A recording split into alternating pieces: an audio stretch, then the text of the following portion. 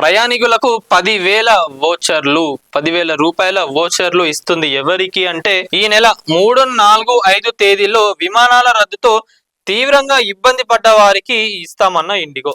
ఎవరైతే ఆ రోజు మనం చూసుకున్నాం అసలు ఎంత ప్రాబ్లమ్స్ ఫేస్ చేసిన ఒక్కొక్కరు ఇండిగో చేయబట్టి, వాళ్ళందరికీ కూడా 10,000 రూపాయల వోచర్లు ఇస్తాం, అది మీరు యూజ్ చేసుకోవచ్చు, ఏడాదిలోగా ఎప్పుడైనా వాడుకోవచ్చు అని చెప్పి కూడా ఇండిగో అయితే చెప్పడం జరిగింది. మరి ఊకోరు కదా ఎవరైనా కూడా, మాకు పైసలు ఉన్నాయి మాకు పవర్ ఉన్నాయని చెప్పి ఎగురుతా అంటే గవర్నమెంట్ అయినా ఎవరైనా కూడా తోకలు కత్తిరిచ్చేస్తుంది ఎవరిదైనా. మరి ఇండిగో సీఈఓని కూడా మేము పోస్టులకెళ్ళి తీసేస్తామని చెప్పి కూడా రామ్మోహన్ నాయుడు గారు చెప్పడం జరిగినది. విమానాల రద్దుతో తీవ్రంగా ఇబ్బంది పడిన ప్రయాణికులకు కాసింత అదనపు పరిహారం ఇచ్చేందుకు ఇండిగో ముందుకొచ్చింది. ఈ నెల 3, 4, 5 తేదీలో విమానాల రద్దు అయ్యాయి. చాలా మంది ప్రయాణికులు విమానాశ్రయాల్లో చిక్కుకుపోయారు. వారిలో కొందరు తీవ్రంగా ఇబ్బంది పడ్డారని పేర్కొన్నది. అలా తీవ్రంగా ఇబ్బంది పడిన ప్రయాణికులకు 10,000 చొప్పున వోచర్లు ఇస్తామని గురువారం ప్రకటించింది. ప్రయాణ సమయానికి 24 గంటల లోపు విమానం రద్దయితే ఇచ్చే సాధారణ పరిహారానికి ఇది అదనమని తెలిపింది. ఏడాదిలోగా ఎప్పుడైనా ఇండిగో టికెట్లు బుకింగ్ కోసం ఈ వోచర్లను వినియోగించుకోవచ్చని పేర్కొన్నది.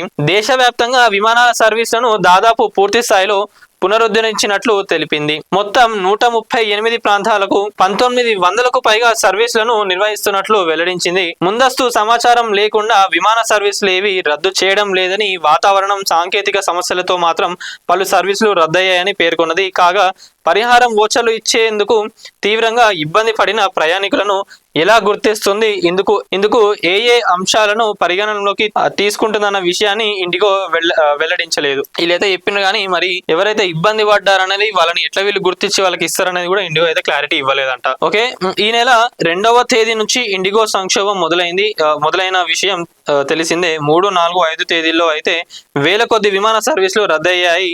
పరిస్థితి ఇంకా మెరుగుపడలేదు. గురువారం కూడా 150కి పైగా విమానాలను ఇండిగో రద్దు చేసిందంట. ఇంకా నడుస్తా ఉన్నది ఆ ప్రాబ్లం అనేది, ఇంకా క్లియర్ కాలేదు. అందులో ఒక బెంగళూరు విమానాశ్రయం నుంచే 60 సర్వీసులు ఉండడం గమనార్హం. 60 ఫ్లైట్లు కూడా ఆడ క్యాన్సిల్ అయినాయి అంటే చూడండి, ఒక్కరి చేతిలోనే సిస్టమ్ అనేది పెడితే ఈ రోజు పరిస్థితి ఎట్లున్నదని ఒకసారి ఆలోచించండి. చాలా మంది ఉన్నారు, చాలా మంది కూడా వద్దామని అనుకున్నారు, ఈ రంగంలోకి వచ్చి బిజినెస్ చేయాలని అనుకున్నారు, రానివ్వలేదు ఎవరిని కూడా. ఈ రోజు సిస్టమ్ అంతా తీసుకుపోయి ఏవియేషన్ కి సంబంధించి 60% ఆయన చేతులు ఉన్నది కాబట్టి ఆడు ఏది చెప్తా అది అవుతున్నాడు. ఆడింది ఆట పాడింది పాట అన్నట్టు అయింది. ఎంత ప్రాబ్లం అయింది జనాలకి అయినా కూడా. వర్క్స్ కావనివ్వండి, హెల్త్ పరంగా హాస్పిటల్స్ పోయేటోళ్ళు ఉంటారు, బిజినెస్ చేసుకునే వాళ్ళు ఉంటారు, పెళ్లిళ్ళకి పోయేటోళ్ళు కూడా అందరూ ఎవరు పెళ్లిళ్ళకి పోలే.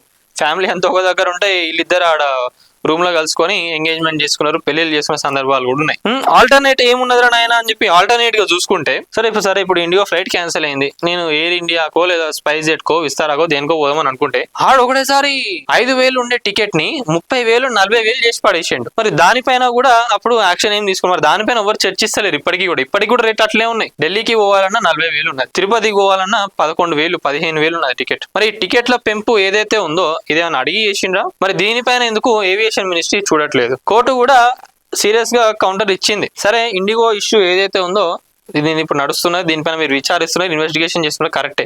కానీ ఇంత సడన్ గా మీరు ఏవైతే మిగతా ఫ్లైట్ల టికెట్లు ఏవైతే పెరిగినాయో దానిపైన మీరు ఎందుకు యాక్షన్ తీసుకుంటలేరు, ఎందుకు అడుగుతలేరు, ఎందుకు అంత ఇష్టం ఉన్నట్టుగా అడ్డగోలు వాళ్ళు పెంచుకుంటా పోతా ఉన్నారు, ఎవరు ఇచ్చిన వాళ్ళకి పర్మిషన్, దానిపైన కూడా యాక్షన్ తీసుకోండి అని చెప్పి కూడా చెప్పడం జరిగింది. ఒకటి చెప్తున్నా ఏంటంటే, జనాలు ఈవెన్ మనమైనా కూడా ట్రావెల్ చేసేటోళ్ళు ఎవరైనా కూడా మనం వాయిస్ రేజ్ చేసినప్పుడు ఏమైతే అంటే గవర్నమెంట్ కూడా ఒక మెట్టు దిగి వస్తుంది. ఇప్పుడు ఒక 100 మంది 1000 మంది లక్షల మంది ట్వీట్ కొట్టిన అనుకోండి, ఏమైతుంది? ఇప్పుడు ఇంకోటి కూడా ఏం చెప్పిందంటే, కోర్టు కూడా ఒకటి ఆర్డర్ ఇచ్చింది ఏంటంటే, ఈ ఇన్వెస్టిగేషన్ కి ఎవరికైతే ప్యాసింజర్స్ ఇబ్బంది పడ్డారో అసలు ఎయిర్పోర్ట్స్ అన్ని కరెక్ట్ ఉన్నాయా లేవా, ఈ సిస్టమ్స్ అంతా కరెక్ట్ గా నడుస్తున్నదా లేదా, మీరు ఒక కమిటీని వేసి అధికారులను పంపించి జనాలతో మాట్లాడి ఏం ప్రాబ్లమ్స్ ఉన్నాయి ఏందనేది తెలుసుకోండి, దాన్ని బట్టి మీరు ఎట్లా ఆ ప్రాబ్లమ్స్ ని సాల్వ్ చేయొచ్చు ఏందనే దానిపైన చూడండి అని చెప్పి కోర్టు అయితే చెప్పడం జరిగింది. దానికి సంబంధించి కమిటీని వేసి ప్రాబ్లమ్స్ ఏమేమి ఉన్నాయి ఏందనే కనుక్కుంటున్నారు. సో మన సైడ్ నుంచి కూడా సోషల్ మీడియాని మనం ప్లాట్ఫామ్ గా యూజ్ చేసుకొని మనం కూడా ట్వీట్ చేస్తే ఏవియేషన్ మినిస్ట్రీకి అయినా సెంట్రల్ కైనా ఎవరికైనా కూడా ట్వీట్ చేస్తే అసలు ఎట్లాంటి ప్రాబ్లమ్స్ ఉన్నాయి,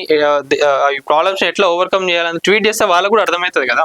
సో ఇది మొత్తానికి అయితే ఇండిగోకి సంబంధించి ఒక ఇండిగో చేయబట్టి చూడండి ఏం నడుస్తున్నాయి అనేది జనాలకైతే అర్థమైంది. ఒక రకంగా చెప్పాలంటే ఈ ఇష్యూ ఏదైతే జరిగిందో మంచిగానే అనుకోవాలి. సిస్టమ్ అనేది ఒక చేతిలో పెడితే ఏమైతుంది అనేది జనాలకు కూడా ఇప్పుడు అర్థమైంది. మాట్లాడుతున్నారు, చాలా మంది కూడా మాట్లాడుతున్నారు, కానీ దీనివల్ల చాలా మంది నష్టపోయినారు. కానీ జనానికైతే అసలు నిజం ఏందనేది కూడా త్వరలో తెలిసి వస్తుంది. కొంతమందికి ఆల్రెడీ తెలిసింది. ఇంకా దీనిపైన ఎట్లాంటి యాక్షన్స్ తీసుకుంటారు, ఇట్లాంటి ప్రాబ్లమ్స్ రాకుండా కూడా మేము 100% దీనిపైన యాక్షన్ తీసుకుంటామని చెప్పి రామ్మోహన్ నాయుడు గారు కూడా చెప్పడం జరిగినది.